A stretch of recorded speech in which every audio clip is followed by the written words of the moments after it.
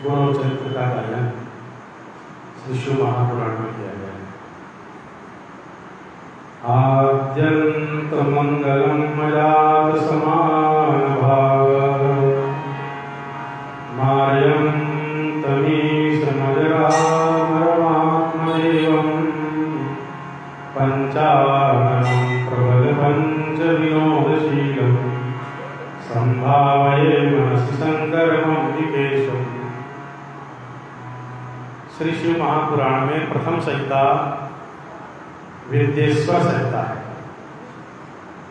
इस विद्येश्वर संहिता में मुख्य रूप से सिद्धांतों का प्रतिपादन किया गया है।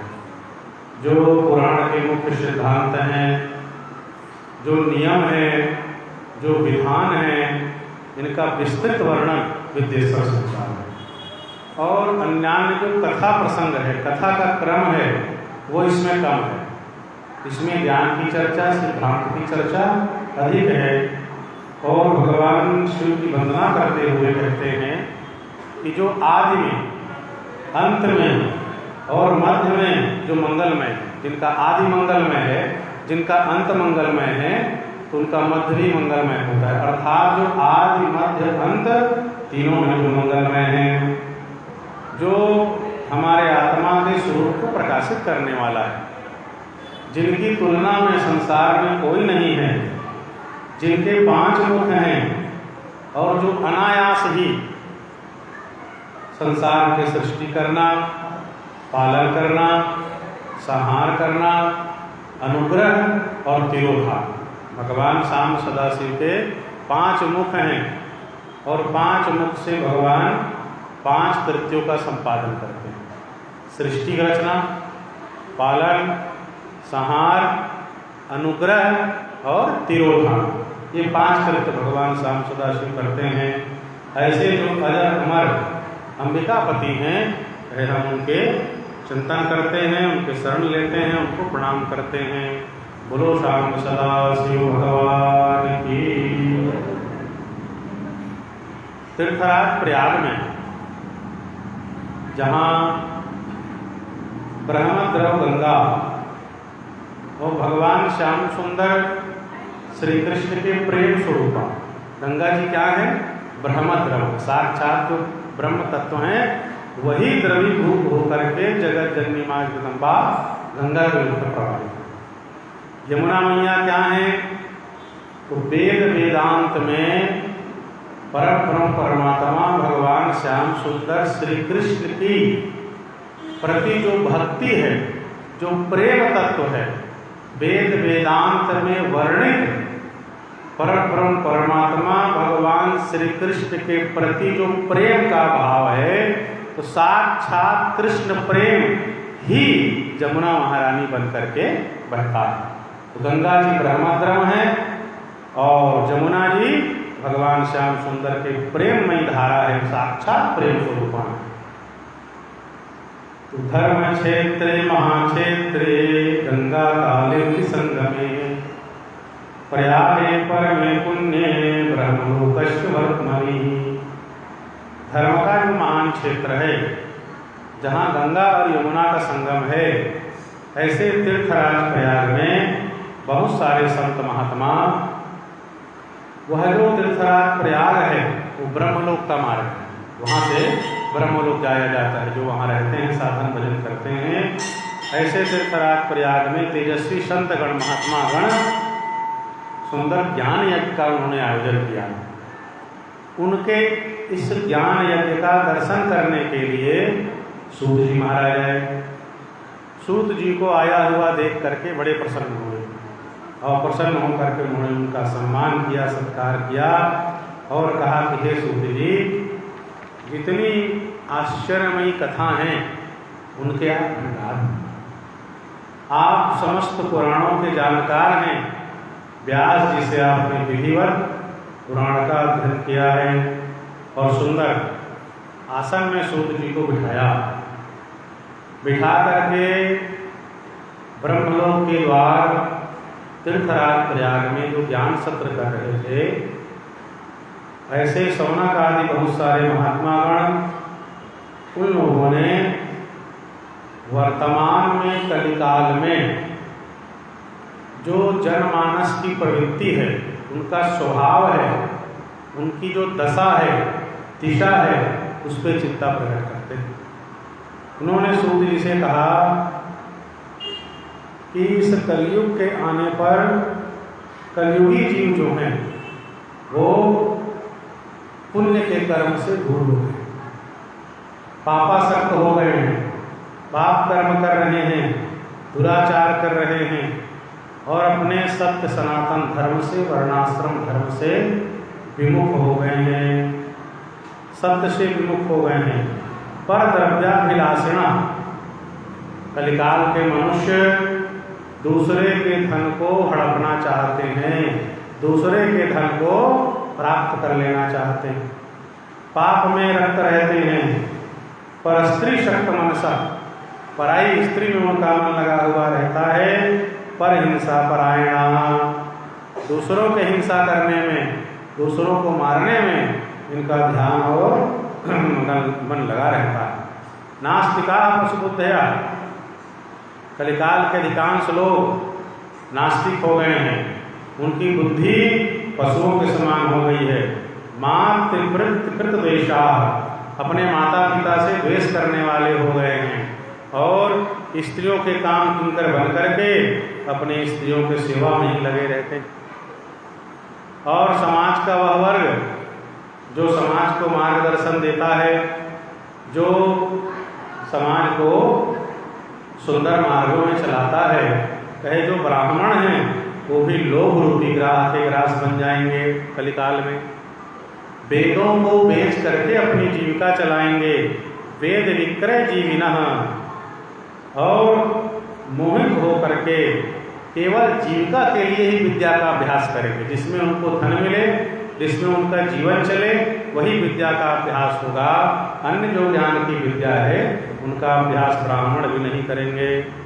और जो उनके जाति का धर्म है उसका भी त्याग कर देंगे, दूसरों को ठगने में लग जाएंगे, दयाहीन होंगे, ब्रह्म ज्ञान से शून्य होंगे, त्रिकाल संध्या वंदन नहीं करेंगे और सदाचार से रहित होकर के कृषि कार्य में लग जाएंगे, क्रूर स्वभाव के हो जाएंगे, दूषित विचार वाले हो जाएंगे। कलिकाल के प्रभाव से जो क्षत्रिय हैं वो युद्ध से विरत हो जाएंगे, वीरता का अभाव हो जाएगा, शस्त्र चलाना, अस्त्र शस्त्र विद्या इनको नहीं जानने वाले होंगे, शस्त्र विद्या से हीन हो जाएंगे। गौ और ब्राह्मण और शरणागत की रक्षा नहीं करने वाले हो जाएंगे और कामनी की खोज में लग जाएंगे। प्रजापालन रूप सदाचार को क्षत्रिय छोड़ देंगे, भोगों में तत्पर हो जाएंगे और प्रजा का संहार करने वाले हो जाएंगे। अपवाद को छोड़ करके अधिकांश इस वृत्ति के हो जाएंगे। जो वैश्य होंगे संस्कार भ्रष्ट हो जाएंगे, सुधर्म को त्याग करने वाले कुमार्गी हो जाएंगे, केवल धनार्जन ही उनका लक्ष्य होगा। शूद्र वर्ण के चतुर्थ वर्ण जो होंगे सेवा का अभाव नहीं होगा और वो लोग ब्राह्मण की वृत्ति को धारण करने वाले, प्रवचन इत्यादि करने वाले हो जाएंगे, सेवा करवाने वाले हो जाएंगे। इस तरह से ब्राह्मण, क्षत्रिय, वैश्य, शूद्र, ये जो चतुर्थ वर्ण के लोग हैं, चारों वर्ण के लोग प्रायः अपने अपने कर्मों को छोड़ करके कलिकाल के प्रभाव से धर्म से विमुख होकर के पाप कर्मों में लग जाएंगे। इस तरह से जब धर्म का लोप होने लग जाएगा, अधिकांश लोग धर्म रहित हो जाएंगे, वर्ण संकर हो जाएंगे, स्त्रियां भी दूषित मन वाली हो जाएंगी, पति को डांटने वाली हो जाएंगी, सास ससुर की सेवा नहीं करेंगी और वो भी कामासक्त हो जाएंगी।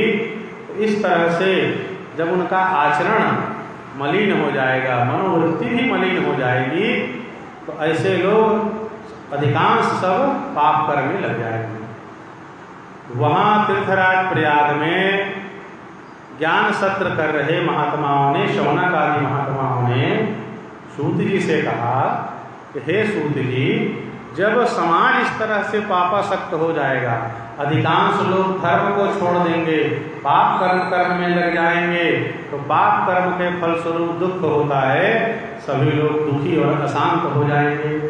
तो हम लोग यहाँ बैठे हुए इस बात की चिंता कर रहे हैं कि ये जो लोग हैं जो पाप कर्म में लगे रहेंगे, कोई ऐसा उपाय आप बताइए, कोई छोटा सा ऐसा कर्म बताइए जिससे इनकी शुद्धि हो जाए सरलता से, ये पाप कर्म से बच जाएं और इनका मन भगवान में लग जाए।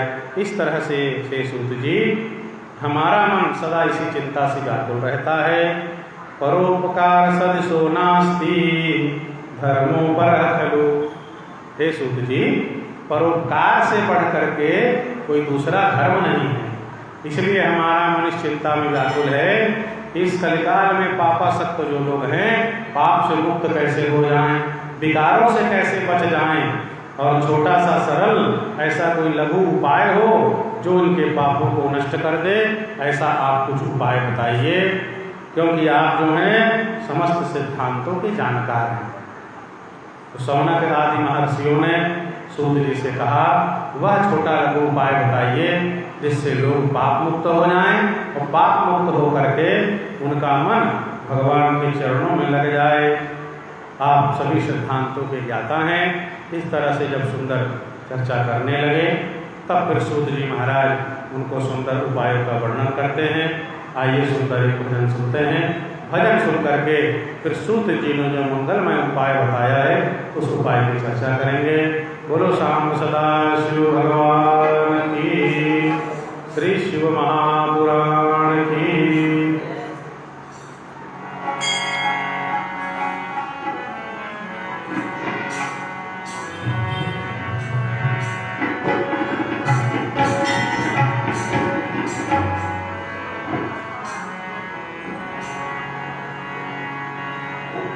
बोले श्याम रामचंद्र की जय, उमापति महादेव की जय, पवन सुत हनुमान की जय। बोले श्री शिव महापुराण की जय। भोलेनाथ स्वामी राम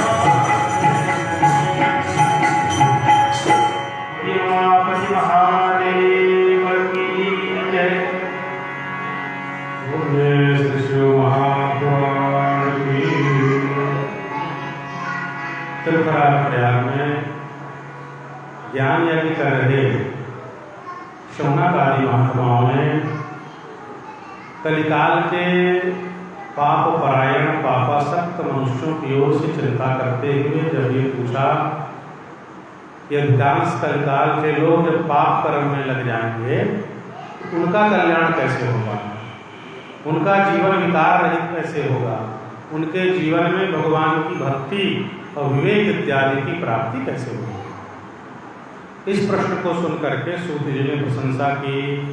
साधु पृष्ठम साधो, कहा हे महात्माओं, आपने बड़ा सुंदर प्रश्न किया। जब कहीं भी संत महापुरुष बैठते हैं तो हम आप निश्चित रूप से कुछ न कुछ उनसे जिज्ञासा में प्रश्न करते हैं। जब हम व्यक्तिगत स्वार्थ से ऊपर उठ करके लोक कल्याण के संबंध में, भगवान की कथा के संबंध में, सत्संग के संबंध में प्रश्न करते हैं तो महापुरुष ऐसे प्रश्न से प्रसन्न हो जाते हैं। और जब हम कोई व्यक्तिगत प्रश्न करते हैं, महाराज व्यापार में घाटा है, शरीर में दर्द है, बच्चे की नौकरी नहीं लग रही है, कन्या का विवाह नहीं हो रहा है, तो व्यक्तिगत स्वार्थ से जुड़े प्रश्न से महापुरुष उतने प्रसन्न नहीं होते। आप महात्माओं से भगवान से संबंधित चर्चा करिए, हमारा सबका कल्याण कैसे होगा इस संबंध में चर्चा करिए, भक्ति ज्ञान को वैराग्य को बढ़ाने के संबंध में चर्चा करिए। तो शौनक लोगों ने लोक कल्याण के लिए प्रश्न किया कि कलिकाल में भी लोगों का कल्याण कैसे हो जाए। इसलिए सूत जी ने उनकी प्रशंसा की। साधु पृष्ठम, आपने बड़ा सुंदर प्रश्न किया है। वेदांत सार सर्वस्वं पुराणं चैवमुत्तमं सर्वाभोगोद्धारकरं परत्र परमार्थदम्। सूत जी कहते हैं कि हे शौनक आदि महात्माओं, आप चिंता मत करो, यह जो शिव पुराण की परम पावन कथा है, सर्व वेदांत सार सर्वस्वम, वेदांत के सार से यह शिव पुराण जो है बना हुआ है, सार सर्वस्व है, जो सभी प्रकार के लोगों का पाप राशि से उद्धार करने वाला है और परमार्थ करने वाला है, लोक परलोक में कल्याण करने वाला है। इसके श्रवण से, इसके पठन से जो है पाप नष्ट हो जाते हैं। चतुर्वर्ग फलप्रदम, अर्थ, धर्म, काम और मोक्ष, ये जो पुरुषार्थ चतुष्टय है इसको पूर्ण करने वाला है। तस्याध्ययन मात्रेण ते यास्यन्ति सुसद्गतिम्। ये जो शिव पुराण है, आप कह रहे हैं कोई छोटा उपाय, लघु उपाय बताइए। छोटा उपाय यही है कि शिव पुराण का वो अध्ययन करें, कहीं कथा चल रही हो तो श्रवण करें, कथा ना हो रही हो तो घर में सुंदर बैठ करके शिव पुराण का स्वाध्याय करें। तो ये जो शिव पुराण के स्वाध्याय करने से पापासक्त मनुष्य भी श्रेष्ठ से श्रेष्ठ उत्तम गति को प्राप्त कर सकता है। फिर शिव पुराण के महिमा का गान करते हुए सूत जी कहते हैं कि इस संसार में ब्रह्म हत्या जैसा पाप तभी तक मनुष्यों को कष्ट दे सकता है जब तक शिव पुराण का उदय नहीं हुआ है। यावत् शिव पुराणम ही नोदेष्यति जगत्यो, अर्थात जब शिव पुराण के कथा का उदय हो जाता है, लोग इसका श्रवण और अध्ययन करने लग जाते हैं तो ब्रह्म हत्या जैसा पाप भी शांत हो जाता है। अन्य जो शास्त्र हैं उनमें कौन श्रेष्ठ है, कौन बड़ा है, यह विचार तभी तक चलता है जब तक कि शिव पुराण का उदय नहीं हुआ है। यमराज के जो दूत हैं वो इस धरती पर स्वच्छंद विचरण तभी तक करते हैं जब तक शिव पुराण का उदय नहीं हुआ है। जब शिव पुराण का उदय होता है तो यमदूतों का आने का अवसर नहीं लगता। दूसरे पुराणों की गर्जना तभी तक है जब तक कि शिव पुराण का उदय नहीं हुआ है। संसार में जो तीर्थ हैं, कुछ जलमय तीर्थ हैं और कुछ देवमय तीर्थ हैं। जलमय तीर्थ में जल की प्रधानता होती है, वहाँ स्नान की प्रधानता होती है, जैसे गंगा, जमुना, गोदावरी, सिंधु, सरस्वती, ये जलमय तीर्थ होते हैं।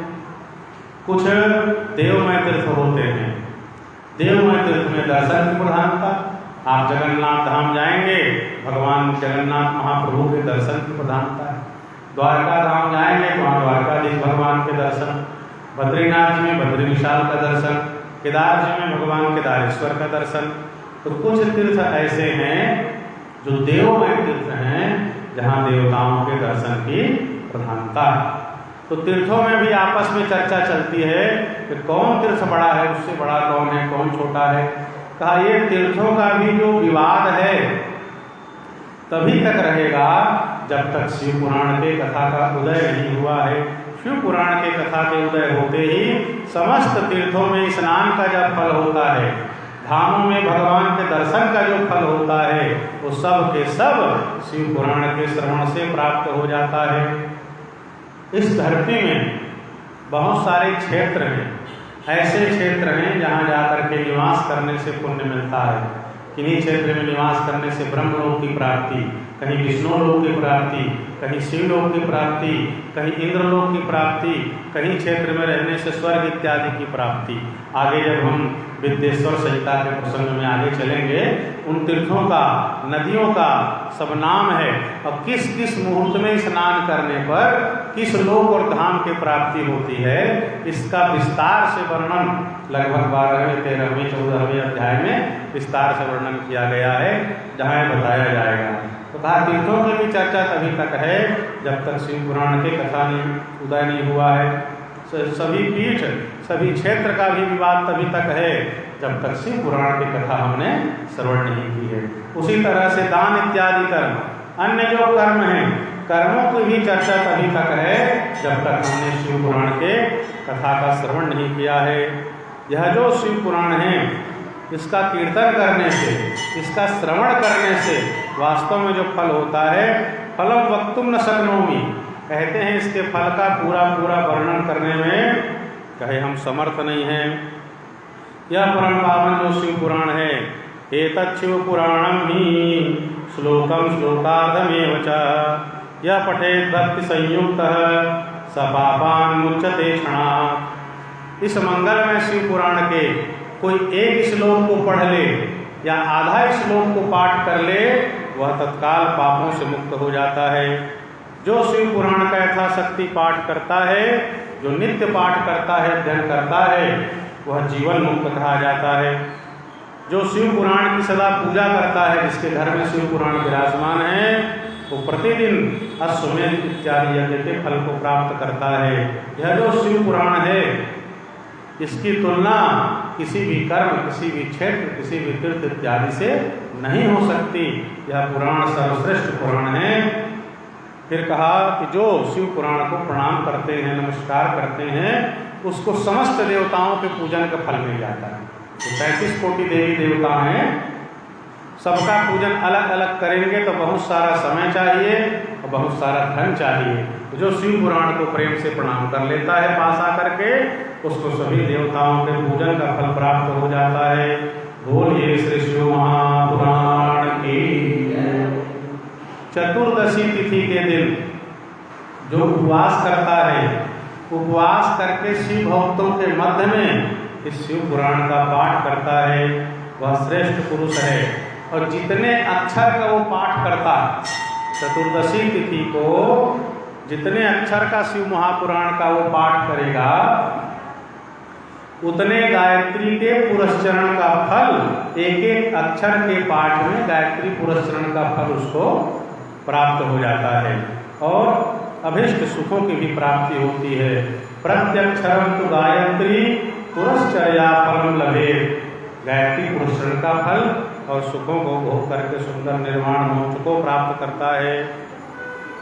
फिर कहते हैं कुरुक्षेत्र में, तीर्थों में सूर्य ग्रहण के अवसर पर अपनी शक्ति के अनुसार दान करने से, धन देने से जो फल प्राप्त होता है, वही सब भगवान शिव पुराण की सेवा से प्राप्त होता है।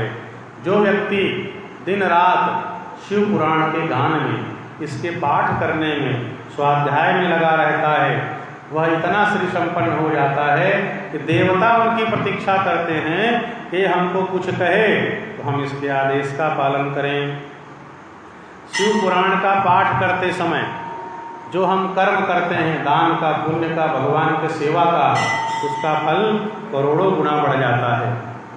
इस शिव पुराण में जो रुद्र संहिता है, उस रुद्र संहिता का जो 3 बार पाठ करता है तो ब्रह्म हत्या जैसे पाप भी समाप्त हो जाता है। समाहिता पठेद्यस्तु तत् श्री रुद्र संहिताम सब्रह्मगणोपि भूतात्मा त्रिविदेव दिनेन भवे। 3 बार पाठ करने से ब्रह्म हत्या जैसे पाप से ही मुक्त हो जाता है रुद्र संहिता का। जो भैरव की मूर्ति के पास मौन होकर के इसका पाठ करता है उसकी सभी कामनाएं पूर्ण हो जाती हैं। जो वट वृक्ष और बिल्व वृक्ष उसकी प्रदक्षिणा करते समय रुद्र संहिता का पाठ करता है, वह भी ब्रह्म हत्या से छुटकारा प्राप्त कर लेता है। संपठेद वट बिल्वयोः प्रदक्षिणाम प्रकुर्वाणो ब्रह्म हत्या निवर्तते। प्रदक्षिणा करते करते जो पाठ करे। इसमें जो कैलाश संहिता का वर्णन है, कैलाश संहिता की महिमा रुद्र संहिता से भी अधिक है। उनका वर्णन कहे पूरा महात्म भगवान शंकर जानते हैं, उससे आधा महात्मा नंदी जी जानते हैं, उससे आधा व्यास जी जानते हैं। कैलाश संहिता का कहे पूर्ण महात्मा हम लोग नहीं जानते हैं। कहा इस संसार में ऐसा पाप कहीं ढूंढने पर भी नहीं मिला जो रुद्र संहिता के पाठ से नष्ट न हो जाए।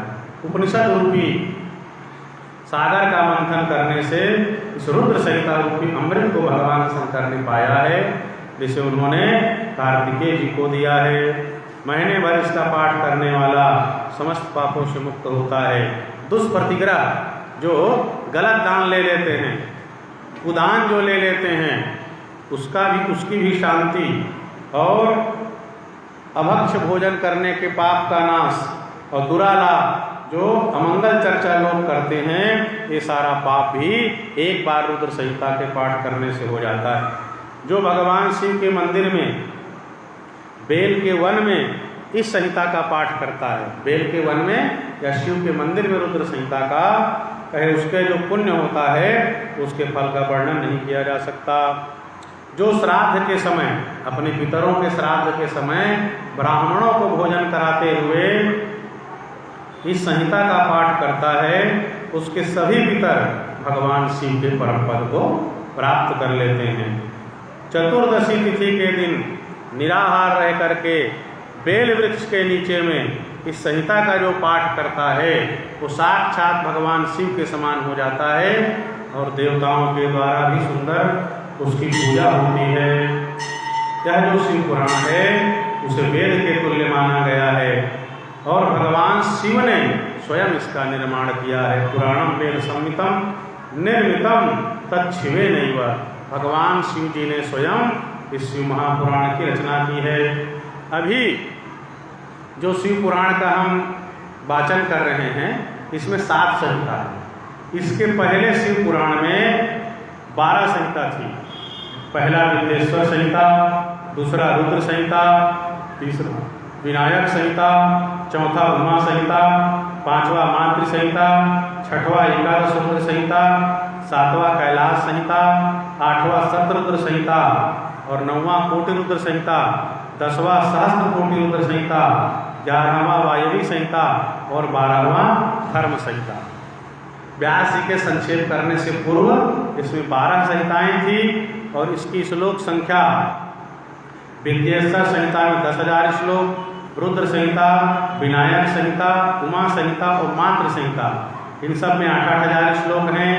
एकादश रुद्र संहिता में 13,000, कैलाश संहिता में 6,000, सतरुद्र संहिता में 3,000, कोटि रुद्र संहिता में 9,000, सहस्त्र कोटि रुद्र संहिता में 11,000, वायवी संहिता में 4,000 और धर्म संहिता में 12,000। इस प्रकार जो मूल शिव पुराण है उसकी श्लोक संख्या 1,00,000 है। उसमें 12 संहिताएं हैं, उसमें 1,00,000 श्लोक है।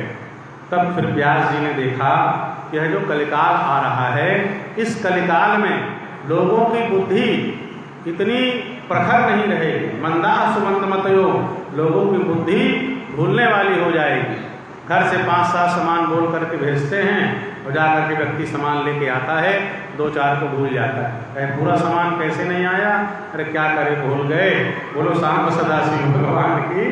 तो 10-5 सामान कोई बोल दे तो घर लौटते समय उसमें 2-4 भूल जाते हैं। तो व्यास जी ने कहा कलिकाल में लोगों की बुद्धि मंद हो जाएगी।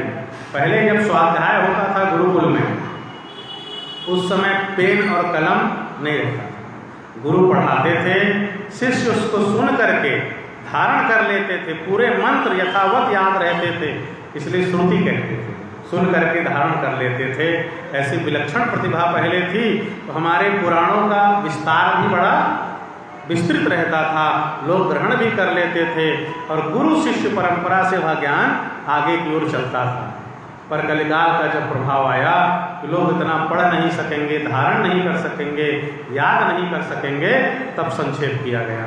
तो 1 लाख श्लोकों का पुराण, तदेव लक्ष्य संख्याकम शैवम संख्या विभेदतः, पहले 1 लाख श्लोक का था, फिर व्यास जी ने इसको 24,000 श्लोकों में संक्षेप किया, 12 संहिताओं को 7 संहिता में किया। इस तरह से यह श्लोक संख्या 24,000 है। और हमारे आपके मध्य में तुलसी मानस मंडली के संचालक श्री हरि विश्वकर्मा जी आए हुए हैं। उनसे आग्रह करेंगे कि एक सुंदर भजन सुना दें, उसके पश्चात फिर और चर्चा करेंगे। बोलो सांब सदा शिव भगवान की, श्री शिव महापुराण की। आइए भजन के बाद शेष चर्चा करते हुए विश्राम लो। आप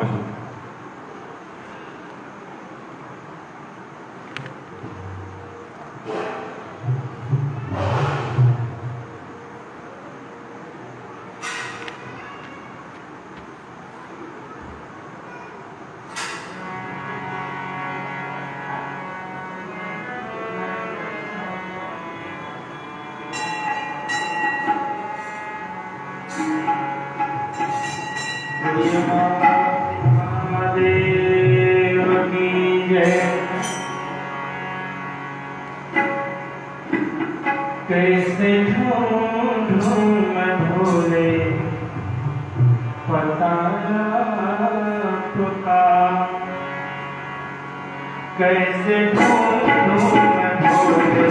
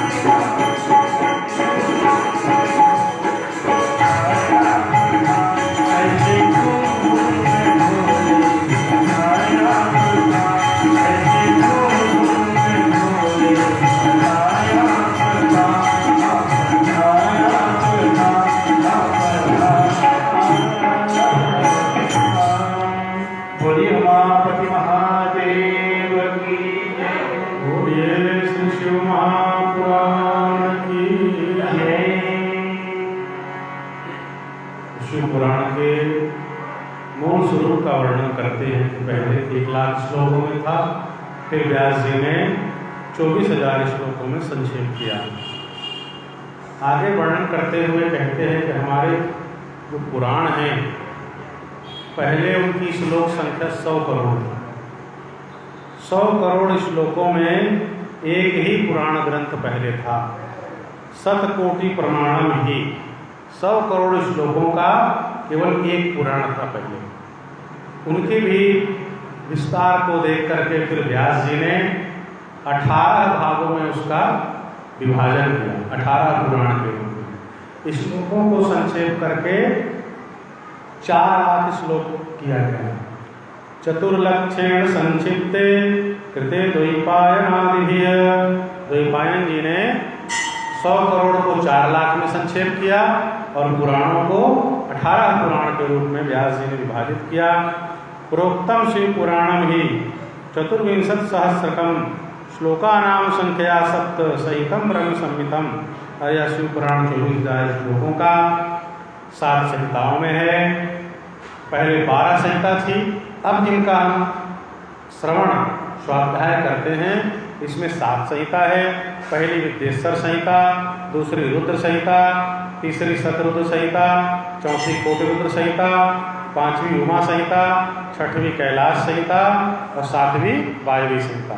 इन 7 संहिताओं में वर्तमान में 24,000 श्लोकों का यह मंगलमय पुराण है, जो इस पुराण की 7 संहिताओं को प्रारंभ से लेकर के अंत तक पूर्ण रूप से पढ़ता है। परिपूर्णम पठेद्यस्तु सजीवन मुक्त उच्यते। इस पुराण को पूर्ण रूप से पढ़ने वाला जीवन मुक्त कहा गया है। वेद, स्मृति, पुराण, इतिहास, सैकड़ों आगम, ये सब मिलकर के शिव पुराण के तुलना में नहीं है। शैव शिरोमणि भगवान व्यास ने संक्षेप में मंगल में इसका संकलन किया है, जो तीनों प्रकार के तापों का नाश करने वाला है, तुलना रहित है और सत्पुरुषों को कल्याण प्रदान करने वाला है। सकल जीव गुणोपकारम तापत्रयग्नमतुलम शिवदम सताम ही। इस तरह से मंगलमय शिव पुराण विकई तवो धर्म यह प्रगीतो। इस शिव पुराण में कपट रहित धर्म का वर्णन किया गया। ये जो कपट होता है धर्म में, क्या होता है? ये जो फलाकांक्षा है, फल की इच्छा है। हम भगवान की पूजा करते हैं और चाहते हैं पूजा के बदले हमें कुछ प्राप्त हो जाए। जैसे श्रावण है, बिल्वपत्र हम भगवान को चढ़ा रहे हैं। त्रिदलम त्रिगुणाकारम त्रिनेत्रम त्रिआयुधम त्रिजन्म पाप संहारम बिल्वपत्रम शिवार्पणम। भगवान शिव को हम बिल्वपत्र चढ़ा रहे हैं। क्या निवेदन करते हैं? त्रिदलम त्रिगुणाकारम। हे शिव जी, इस बिल्वपत्र में 3 दल हैं और आप त्रिगुणातीत हैं।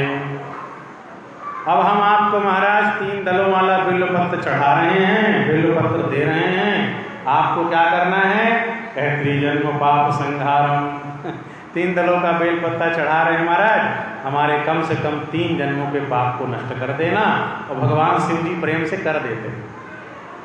इस तरह से जो पूजाएं हम करते हैं, सकाम भाव से जो इच्छाएं होती हैं, तो ऐसे पूजा को जो कामना और इच्छा से है, तो मांगने की जो भावना है, इच्छा है, कामना है, इसी को धर्म का कपट कहा गया है।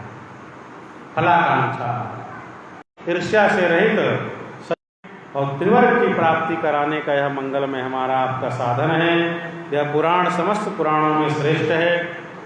वेद वेदांत में परम तत्व के रूप में जिनका वर्णन किया गया है, ऐसे भगवान शिव का इसमें वर्णन है। जो इसको पढ़ता है, सुनता है, गाता है, वह भगवान शिव का प्रिय होकर के परम पद को प्राप्त कर लेता है। यो वै पठेत सुनुयात् परमादरेण शंभु प्रिय सही लभेत परमां गतिं वै। जो प्रेम से आदर से पढ़ता सुनता करता है, वो भगवान शिव का प्रिय होकर के परम पद को प्राप्त कर लेता है। बोलिए शाम सदा शिव भगवान की, श्री शिव महापुराण की। आइए थोड़ा भगवान को लेकर के वाणी को विश्राम, भगवान का नाम और शिव पुराण की मंगलमय आरती। जय महाकाल, जय जय महाकाल।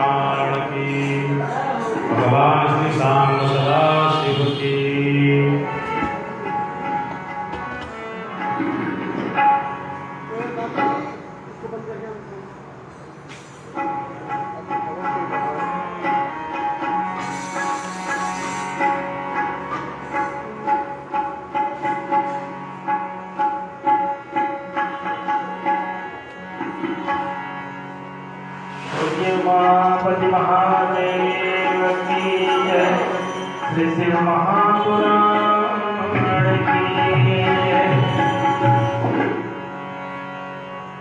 ओम जय शिव ओंकार।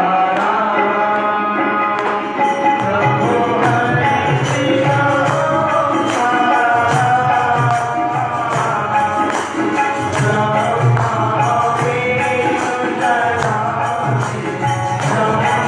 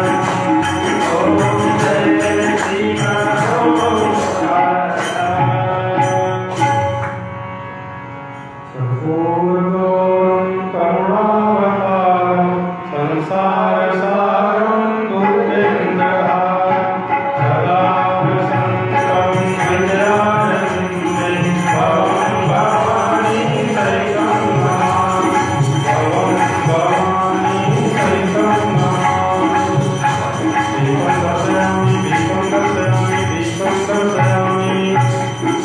अपने अपने स्थान में घूम जाएंगे। यानि कानि च पापानि जन्मान्तरकृतानि च तानि सर्वाणि नश्यन्तु प्रदक्षिणपदे पदे। भूरिशां सदाशिव भगवान की। यस्य स्मृत्या च नामोक्त्या तपो यज्ञक्रियादिषु न्यूनं सम्पूर्णतां याति सद्यो वन्दे तमच्युतः। श्री विष्णवे नमः। श्री विष्णवे नमः। श्री विष्णवे नमः। श्री शाम सदा शिवार्पणमस्तु। धर्म की अधर्म का प्राणियों में विश्व का गौ माता की गौ हत्या भारत धर्म सम्राट स्वामी श्री करपात्री जी महाराज की जगत गुरु श्री शंकराचार्य भगवान की पूज्य दंडी स्वामी श्री हरिमुक्तेश्वरानंद सरस्वती जी महाराज की श्री जानकी रमण प्रभु की श्री स्वरूपेश्वर महादेव की श्री कमरधन हनुमान की लखन सिया रामचंद्र की